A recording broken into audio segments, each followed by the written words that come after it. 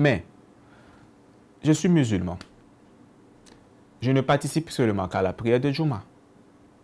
Parce que j'ai compris que, yani, je suis musulman. Mais un faux musulman, un musulman même que le Coran maudit, participe aux 5 prières. Comment répondre à cette question que Mohammed sallallahu alayhi wa sallam est notre prophète?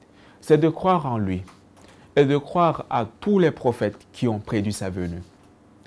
C'est de croire en lui et en tant que messager, prophète d'Allah subhanahu wa ta'ala, en tant qu'homme qui s'est évertué de propager méticuleusement et avec beaucoup d'implications l'islam, la soumission, l'acquis du bonheur par la soumission. C'est transposer notre vie en sa vie, être cette poussière qui suit ses pas, être celui qui pratique sa sunna, comme se brosser les dents avant chaque prière, comme être du nombre de ceux qui, certes, s'habillent, mangent, font les doigts comme ils le faisaient. Par exemple, je suis musulman et je veux dire dans la tombe que Mohammed sallallahu alayhi wa sallam est mon prophète. Mais je n'ai pas cherché le savoir sur la sunna. Quand je sors de ma maison, je ne dis pas Bismillah, tawakkaltu ala Allah, wa la hawla wa la quwwata illa billah. Quand je rentre dans la maison, je ne dis pas Bismillah, wa la jina, Bismillah, kharajina, wa ala Allah, rabbina tawakkalna. Quand je mange, je ne dis pas Bismillah avant de manger. Et pire, quand je mange avec la main gauche. Comment vais-je dire dans ma tombe, quand on me questionnera que Mohammed sallallahu alayhi wa sallam est le prophète d'Allah? Comment vais-je répondre au prophète sallallahu alayhi wa sallam quand le jour de la résurrection, il sera au bord de Akawthar pour, par la permission d'Allah, nous donner de l'eau à boire alors qu'il y fait très chaud? Alors que dans ce moment, lorsqu'on parlait le mal de lui, je ne répliquais pas. Lorsqu'on parlait bien de lui, je restais indifférent. Et lorsque j'avais mon voisin, je ne le lui abordais pas. Je parlais plutôt d'autres personnes qui sont wakafa bi jahannama sa'ira. Et comment vais-je répondre à cette question que l'islam est ma religion dans ma tombe, alors que la loi que je suis est une loi que l'islam n'approuve pas, est une loi qui mange l'usure, est une loi qui mange l'intérêt, est une loi qui, certes, proscrit ce que l'islam a rendu licite et proscrit ce que l'islam a rendu licite et licite ce que l'islam a rendu illicite. Comment? Étonnement, c'est que je me réveillerai, nous nous réveillerons, que Dieu nous en préserve, dans une situation où nous sommes des hypocrites, si nous sommes des musulmans ou des mécréants, si nous n'avons jamais voué, pensé avoir cette grâce que d'aborder l'islam. Et il faut savoir aussi que nous avons la chance, nous sommes actuellement en Turquie. Dans ce pays, actuellement je réside à Istanbul. Et à Istanbul, nous connaissons que près de 7 civilisations y ont séjourné. Et nous savons que Istanbul est une des terres dont le prophète sallallahu alayhi wa sallam a prédit sa conquête et son islamisation.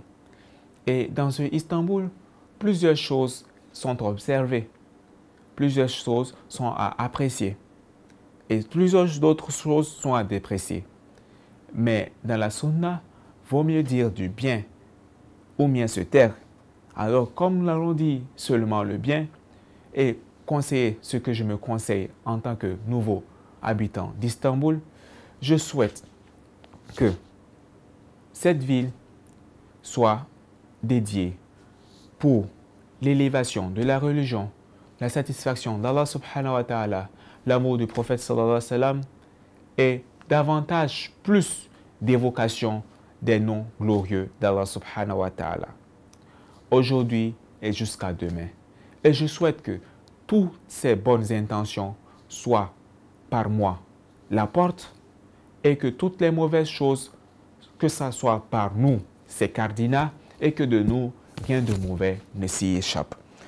Et nous demandons aussi, grâce à Allah subhanahu wa ta'ala, de prier pour les nouveaux convertis que nous sommes, que nous essayons de respecter. Car prier pour son frère revient à prier pour soi-même. Lorsque le prophète sallallahu alayhi wa sallam dit, tu pries pour la guidance d'un de tes frères. Lorsque tu pries quelque chose pour ton frère, les anges disent que ça soit aussi sur toi. Alors, nous devons, quand je cherche à être bien guidé, à être mieux réformé, à être davantage meilleur dans ma vie, je dois prier d'abord pour la guidance de la communauté.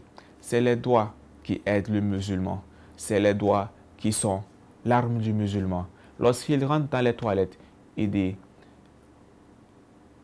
A'udhu billahi minal khubuthi wal khabaithi. Et c'est l'arme qu'il utilise contre ses ennemis invisibles. Lorsqu'il est face à ceux qui ne croient pas, son arme, c'est Allahu Akbar, Allahu Akbar, Allahu Akbar. Et lorsque il est face à des problèmes, à des épreuves, que Dieu nous soulage, il dit Hasbi Allahu wa ni'mal wakil.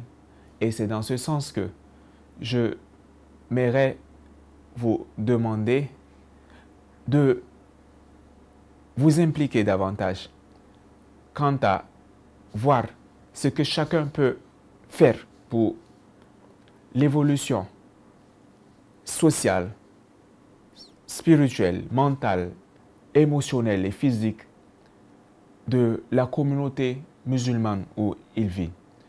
Ô vous qui allez suivre ces séquences vidéo, qui n'êtes toujours pas croyants musulmans, une seule chose,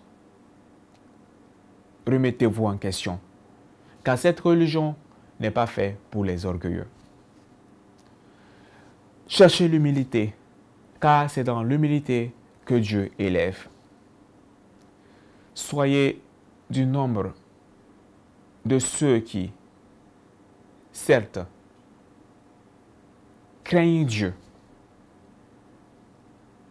en revenant vers lui de la meilleure des manières. Sur ce, assalamu alaikum wa rahmatullahi wa barakatuh.